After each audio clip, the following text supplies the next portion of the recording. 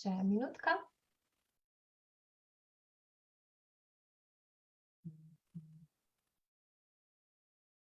Tako pa sva. En lep pozdrav in en lep dober dan v nekaj zadnjih dni, torej meseca novembra, in danes je z menoj tukaj na Facebook Live Sonja iz etnobotanike. Moje ime je Marina Popovič-Frangež in danes bomo vam na kratko predstavili en v bistvu res krasen produkt, za katerega menim, da je mogoče celo v teh prazničnih dneh eden izmed bolj uporabnih, tako za otroke, mamice in za celo družino. Sonja, lep dober dan. Dober dan vsem. Okej. Jaz samo preverim, da res vse deluje tako, ja, sva v živo. Sonja, midve bova danes pokazale to, kar sem jaz danes na sveže prejela, enega novega, dva sta že pri meni, to so hidrolati. Hidrolati od vašega podjetja Etnobotanika. Mi smo vaše podjetje že predstavili staršem, ki nas spremljajo, še posebej pa staršem naše akademije, tako da nekateri morda že veste, kaj to je. Drugače pa, Sonja, kaj to sploh so hidrolati? Hidrolati rečemo, da so en nežni del, bom rekla, aromaterapije. Mi vsi skoraj poznamo eterična olja in delovanje eteričnih olj. Jaz njim pravim, da so duša vsake rastline. In kaj je pravzaprav aromaterapija? Aromaterapija iz rastlin vzame za zdravljenje vse aromatične hlapne snovi. In da to iz rastline dobimo, potrebujemo en proces, ki se imenuje destilacija rastlin. In kako se to pravzaprav poteka? Poteka tako, da mi rastline naberemo, jih damo v destilator, skozi ta material spustimo vročo paro in jo potem spet ohladimo, to paro, ki pride skozi rastline, ohladimo in v tem postopku dobimo dva produkta. Eno so hidrolati, ki je pravzaprav samo nazaj kondenzirana tista para, ki je šla skozi rastline, ampak ta para je s seboj vzela tudi določene substance iz rastline, ki jih mi želimo imeti, in seveda pobrala je tudi eterično olje. Eteričnega olja je pri tem postopku zelo malo, več je hidrolata. Hidrolati so zato tako uporabni, ker so nežni. Pri uporabi hidrolatov ne more priti do kontraindikacij z sintetičnimi zdravili, ki jih jemljemo, niti z nekimi preobčutljivostmi, kar pa ne velja za eterična olja. Kar bi tukaj poudarila in vedno poudarjamo, je to, da vsi aromaterapevtski preparati morajo imeti certifikat, da so bile te rastline ekološko vzgojene. Zakaj? Zato, ker rastlina, ki raste na onesnaženih tleh, bom rekla, kontaminiranih tleh, v kontaminirani zemlji, in je potem še mogoče tretirana s škropivi, ona to v sebe dobi, to se pravi skozi korenine, skozi liste, dobi te snovi, te kontaminirane snovi v sebe, in ko mi tako rastlino destiliramo, vse to koncentrirano dobimo v aromaterapevtskih produktih. Naj bo to eterično olja ali pa hidrolati. Zato mi tudi to tako zelo močno poudarjamo, ker na tržišču so različni izdelki z različnimi cenami, in da potem tudi vsi, ki uporabljajo aromaterapevtske izdelke, vejo, na kaj je treba biti pozoren. Res je. V bistvu hidrolati nekako na noben način niso nevarni za uporabo v primerjavi recimo z eteričnim oljem, kjer mogoče moramo biti malo bolj previdni. Je pa zelo pomembno, da so ekološke predelave, da so v bistvu res varni za mamico, za dojenčka, za otroka, in to se mi zdi v bistvu tako res. Tudi jaz jih zelo priporočam pri pripravi na porod in pri samem porodu, sploh recimo eterično oziroma tale hidrolat vrtnice, ki zelo, zelo lepo vpliva na to, da umirja, da odpira, medtem ko recimo tale kamilica, mislim, da bo pa moja najljubša v spalnici za spanje dojenčkov in otrok. Torej, na kaj moramo biti pozorni v bistvu, ko zbiramo, torej tudi na ekološke certifikate, konzervanse? Tako, treba je pogledati pač vsebino, kaj piše na intilisti, na to je treba biti pozoren, da ni nekaj dodanega. Pri nas so pač hidrolati čisti brez dodatkov, brez konzervansov, tako da se lahko tudi uživajo, tudi, to se pravi za oralno uporabo. Pri aromaterapiji zakaj je aromaterapija tako popularna, ne? Zakaj je tako učinkovita?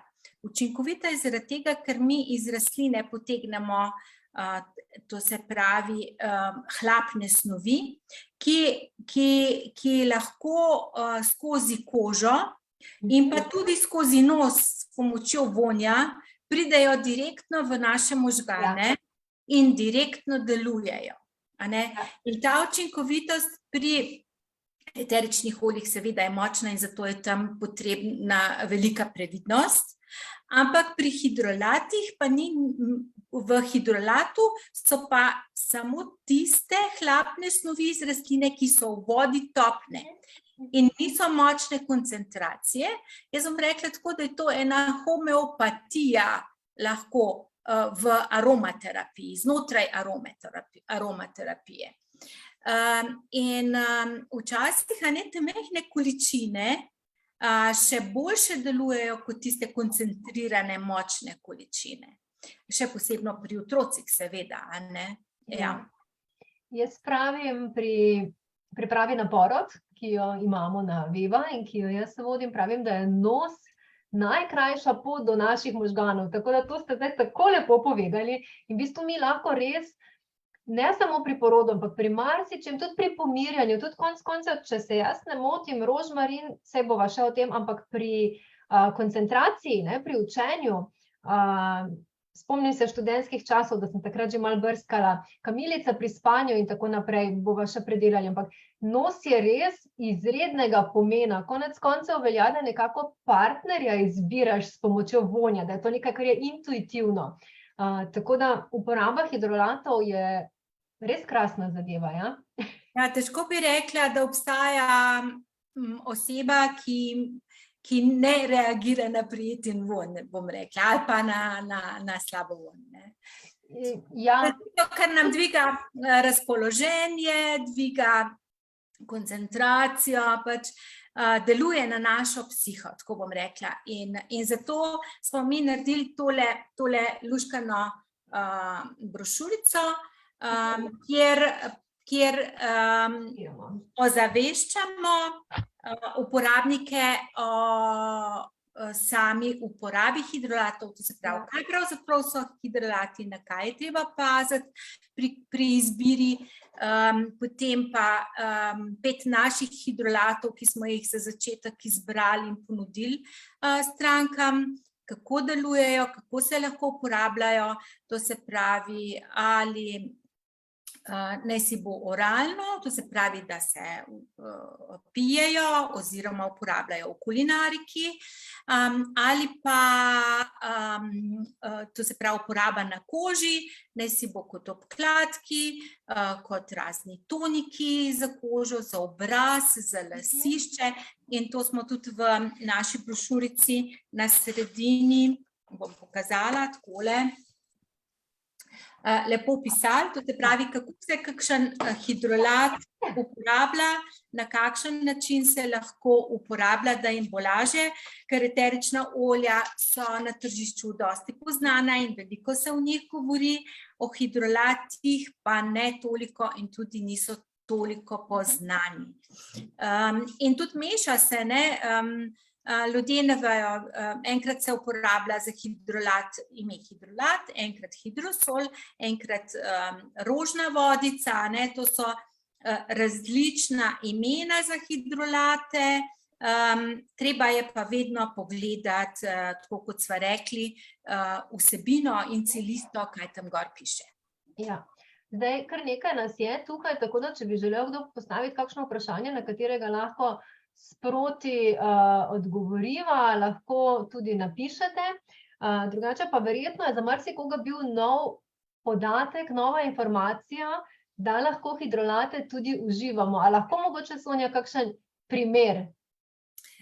Ja, seveda. Naprimer, hidrolat vrtnice gre super v šampanjec. Ne? Potem poprova meta gre super v gin tonic. Ali pa si naredimo poleti napitek, lahko hidrolat poprova mete zamrznemo in imamo ledene kocke. Ja, potem rožmarin se da v kulinariko, ne, ker pomaga tudi pri prebavi. Vrtnica gre v kakšne sladice ali pa harisa se z njo dela, s hidrolatom vrtnice, recimo hidrolat vrtnice. Najbolj pogosta kulinarična uporaba je v arabski kuhinji, zato ker hidrolat vrtnice tudi skrbi za ravnotežje bakterij v želodcu.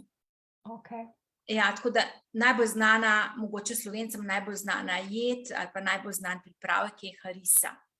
Vsak hidrolat ima lahko tudi kulinarično uporabo. Vrhunsko. Greva mogoče k posameznemu opisu teh hidrolatov, ki jih torej imate, in jaz res priporočam, preden zmanjka, sicer ne vem, kakšno zalogo imate, ampak ponavadi pred božičem to hitro zmanjka, tako da dajte si pogledati, ko končava na spletni strani Etnobotanike, bomo dali tudi naslov potem, ko se video shrani. Ker je en del posebej, oziroma en hidrolat res kar precej velikega pomena ravno za družine in otroke. Ampak mogoče, če začneva na začetku vrtnica, kamilica, rožmarin, žajbelj in poprova meta, 5 jih je, ja. Ja, jaz bi začela z kamilico. Okay, zato, ker je tako, kot si omenila, zelo je uporabna družina, bom rekla, lahko jo uporablja cela družina in sicer posebno nosečnice in doječe mamice, pa tudi potem mamice z malčki. Začne se že v nosečnosti, če greva eno to obdobje ženske, recimo, ko pričakuje otroka. V nosečnosti se s hidrolatom kamilice lahko utrjujejo bradavice in se pripravljajo za dojenje. Potem, ko se pri porodu ali pa takoj po porodu, če je bila kakšna prerezana pri porodu, če je prišlo do presredka, recimo, presredka, se lahko dajo obkladki za hitrejše celjenje. Ja. Potem dojenčka lahko kopamo v mešanici hidrolata, kamilice in pa pač verjetno prekuhane vode. Včasih smo to delali tako, da smo tudi destilirali vodo, in smo v tem potem kopali dojenčke, potem čiščenje popkovnice, ko se suši. Potem je kamilica pomirja in je tudi za te krče, ki jih imajo dojenčki potem. Se lahko namaže na trebušček, pošprica po trebuščku. Ima pa kamilica še en, bom rekla, psihološki vpliv na dojenčka, pomirja ga, tako kot nas pomirja. In izkušnje mamic so take, da če se one pač pred dojenjem tudi namažejo bradavice in prsi z kamiličnim hidrolatom, dojenček se navadi na ta von in to je von njegove mame. In potem, če je nemiren in nemirno spi, se mogoče tudi posteljnina malo našprica s hidrolatom kamilice, da ima otrok dojenček ima vedno potem občutek, da spi zraven mame, da je zraven mamice. Tako da ima še tak, bom rekla, pomirjevalni učinek na dojenčka. Pa seveda, potem, ko zobki rastejo, pa se dlesni masirajo s hidrolatom vrtnice, pa če se učke vnamejo, pa se dajo obkladki kamilice in tako naprej. Seveda je pa hidrolat zelo uporaben tudi za mamice same, ne si bo če imajo občutljivo kožo na obrazu kot tonik za obraz, potem če je srbeče lasišče ali pa če je suho lasišče, potem tudi lahko kot tonik za lasišče in lase. Hidrolati so blagokisli, zato zelo hitro prodrejo v kožo, in je super uporaba kombinacije, naprimer najprej hidrolata kot tonika in potem čez kreme oziroma oljčka, odvisno, kaj uporabljamo za nege kože. Moški pa hidrolat kamilice lahko uporabljajo po britju, če imajo zelo občutljivo kožo, da jih pomiri. Kamilica pomirja, bom rekla, psihično in pomirja tudi fizično. Res je ena čudežna rastlinca. Ja, tako. Okay. Katero bomo zbrali naprej? Mogoče vrtnico? Ja, lahko vrtnico. Okay. Vrtnica je popolnoma ženska. Jaz je nimam pri sebi, ker sem jo celo straznila, tako da prihajam moj seznam. Ja, bom pa pokazala takole. Ja, res je. Ja. Vrtnica je, bom rekla, deluje, je popolnoma ženska in je narejena za žensko. Njen von, kako bi to izrazila, deluje na žensko, na njeno psihično stanje, na njeno izločanje hormonov, na harmonijo v njenem telesu. Pa s tem jaz, pobožja dušo. Pobožja dušo, ja. In vrtnico bi mogla imeti vsaka ženska za prvo pomoč pri sebi. Vedno, ko bi si mogla to privoščiti kot neko nagrado zase. Ja, tako, neko razvajanje same sebe. V bistvu moramo ženske poskrbeti zase, zato da lahko poskrbimo za druge. In tukaj je en tak pomemben trik v razumevanju, ko ženska postane mama, se zelo hitro razda. Najprej za otroka, kar je razumljivo, potem seveda tudi za partnerja in hitro pozabi nase kot na žensko. Tako da je lahko tale vrtnica tudi en tak majhen opomnik, da zdaj je čas zame. Tudi če je to samo nekaj minut. Tudi, če je samo nekaj minut. Ja, ker to v prvem letu po porodu je res zelo malo časa zase, bom rekla. Je malo minut, ja. Ja. In takrat, saj da vzdržujemo ta občutek, da smo ženske, saj za par minut. Ja, se strinjam. Potem pa greva na mogoče poprovo meto. Lahko? Ja. Poprova meta je tudi zelo uporabna v družini, široko uporabna. In sicer poprova meta hladi. Predvsem jo imajo radi moški, ki imajo zelo razgrete glave. Ponavadi imajo zelo vroča lasišča in na lasišču se uporablja za hlajenje in tudi proti prhljaju. Potem na obrazu se lahko uporablja za kuperozno kožo, tam, ko so popokane kapilare, ker hladi in zmanjšuje žilice. Potem poprova meta dviga razpoloženje. ja, daje neko spodbudo, dajmo nekaj narediti, pejmo v akcijo, ne. Energija. Ja, tudi v telesu, če jo pijemo, telo hladi poprova meta, vsi tisti, ki poznajo čaje, vejo, da meta se pije poleti, ko hladi organizem. Je pa super tudi proti, bom rekla, preprečuje slabost med vožnjo, ne. Tako da je tudi za otročke primerna. Ali pa če gremo na pot, pa vzamemo hidrolat poprove mete s seboj, mogoče samo pošpricamo po avtomobilu, a ne, če so otroci zelo nagnjeni k slabosti med vožnjo.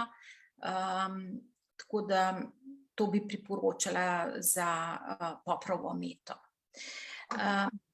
Ja, no in potem imamo pa še rožmarin. Rožmarin pa ravno tako deluje recimo poprova meta deluje na to, da v akcijo, pejmo v akcijo, ne. Rožmarin pa deluje na konekcijo naših sinaps v možganih, to se pravi na koncentracijo, na spomin. In rožmarin močno prekrvavi, mikrocirkulacijo krvi naredi v koži, zato se kot tonik ne priporoča pri kuperozni koži, to se pravi po pokanih kapilarah. Je super za lasišče proti izpadanju las, potem za kakšno kožo, ki mora biti prekrvavljena, ne, ki želi biti prekrvavljena.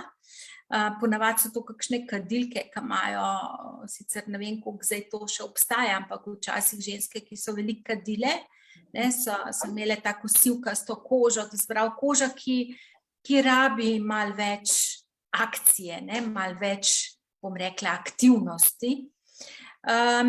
In pa seveda rožmarin pošpricamo, damo tudi lahko v izparilnik, če se otroci učijo, če morajo biti koncentrirani, ne, damo v izparilnik in ves prostor pač diši po rožmarinu.